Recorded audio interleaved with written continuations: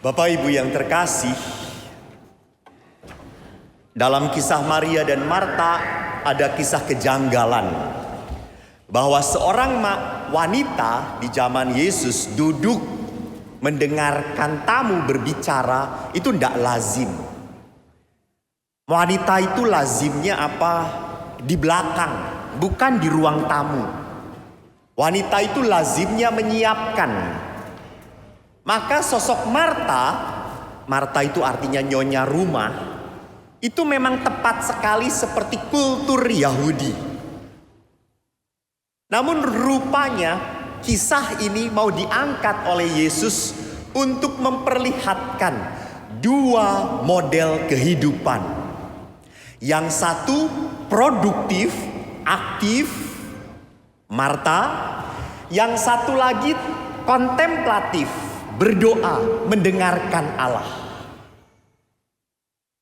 Mungkin kalau para murid bertanya, mana yang lebih layak? Hidup seperti Maria atau hidup seperti Marta? Memang di dalam kisah ini Yesus tidak membela Maria, tidak membela Marta. Ini menjadi masalah pada saat Marta menyalahkan Maria. Kalau Marta tidak menyalahkan Maria, Yesus pun tidak akan menegur Maria. Hanya Yesus memperlihatkan kepada kita sebuah kesadaran bahwa sebagai manusia kita terlalu banyak aspek Martanya. Kerja terus. Cari cien, kantau. Yang penting banyak duit. Sekarang itu wanita, kalau saya cari apa di dalam diri pria? Uang, duitnya gede atau enggak gitu ya. Cinta nomor sekian. Jadi lihat bahwa materi, keinginan, kesibukan itu akhirnya menjerat manusia pada kesesatan. Sesatnya di mana? Saya tidak mengatakan bahwa itu kejahatan, tidak. Sesatnya akhirnya apa? Manusia akhirnya hidup hanya dibatas di level senang. Allah mau memasukkan kita di level damai. Maka dimensi Maria harus ada. Dimensi doa. Jangan katakan doa itu kan cuma diem aja pastor, tidak produktif. Doa itu diem, tenang. Bahkan kemarin beberapa orang berkata, Romo, kalau saya itu ikut karismatik, wah nyanyinya mendebar-debar. Kadang-kadang kuping ini peka. Sehingga saya selalu melotot. Kalau meditasi, tenang Romo. Mari kita hening. 2 jam gini terus. Ya saya beristirahat dalam damai Romo. Jadi hati-hati, doa bukanlah unsur non produktif, bukan. Kalau kita membuat doa ini sebagai apa? Sebagai tindakan yang benar. Kenapa saya berani mengatakan tindakan benar? Apakah ada doa itu yang merupakan tindakan yang salah? Ada. Doa itu menjadi salah kalau doa itu manipulatif. Ingat, apa doa manipulatif? Doa manipulatif itu adalah doa yang memperalat Tuhan. Supaya Tuhan yang bekerja, saya tenang-tenang. Saya sejak kecil doa saya manipulatif. Saya kalau mau ulangan anak-anak, Pastor Eko ini kalau mau ulangan saya berdoa, Tuhan besok ulangan. Semoga soalnya mudah-mudah ya Tuhan. Nah itu doa manipulatif. Taunya Tuhan tidak mendengarkan doa saya. Soalnya susah banget dan saya tidak bisa. Lalu saya berdoa lagi. Namanya Eko ini kan pantang mundur doa terus. Lalu saya berdoa, Tuhan semoga pada saat ibu guru mengoreksi punya aku, ibu guru ngantuk dan salah koreksi Tuhan. Sehingga tadinya mau ngasih 4 jadi 8.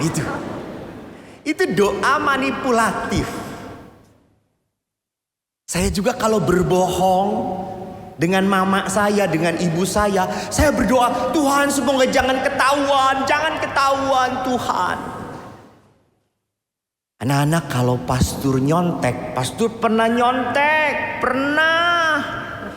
Enak pastor, enak.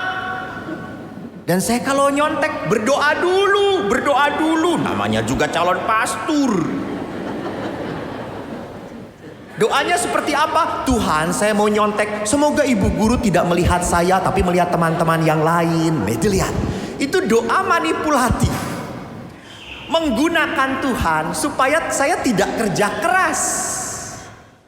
Sama mungkin kita pun berdoa, Tuhan semoga saya mempunyai istri yang baik, padahal dia suami yang gak baik. Tolol itu doa itu. Itu doa kurang ajar itu namanya. Dia minta istrinya baik, dia sendiri kampret. Dia sendiri gak bener, ngawur itu doa. Gitu ya. Jadi ini adalah doa-doa yang memanfaatkan Tuhan. Gak bener itu doa. Yesus tidak mengajarkan doa yang seperti itu. Doa itu harusnya sifatnya apa? Korektif dan aktif. Apa itu korektif? Justru doa itu harus membuat kita menelanjangi diri kita di hadapan Tuhan. Jadi kalau orang sudah telanjang di hadapan Tuhan dan Tuhan berkata, lu salah, lu gak bener, lu harus ubah hidup kamu. So I must do something. Aktif, itu doa benar. Jadi doa benar itu anak-anak, jangan berdoa Tuhan semoga soalnya mudah. Jangan. Setelah Eko bertobat, doa Eko berubah. Tuhan semoga soalnya susah-susah semua.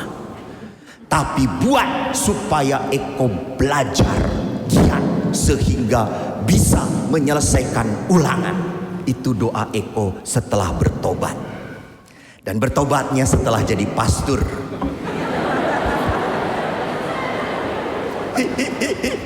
Karena gak ada ulangan lagi.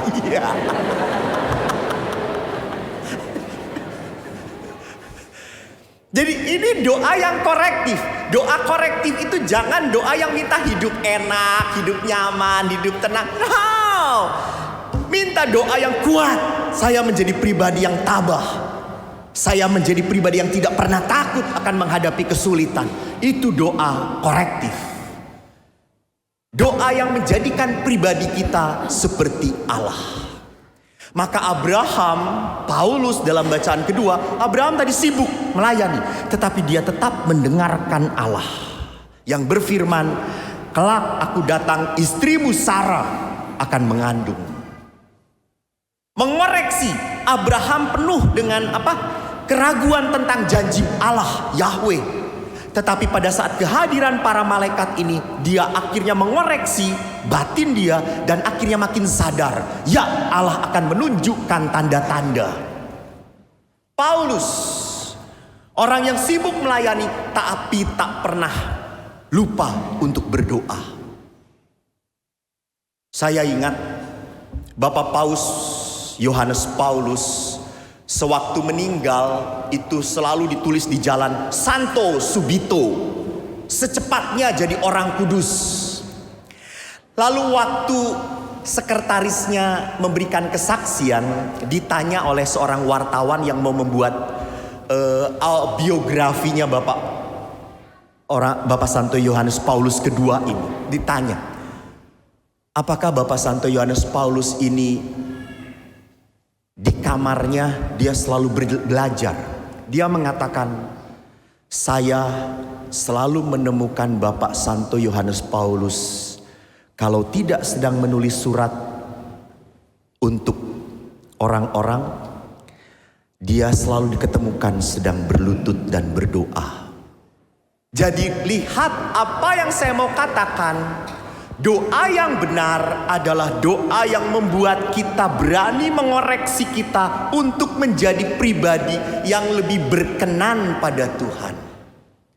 Maka doa tanpa sebuah aksi adalah sebuah kebohongan di hadapan Tuhan.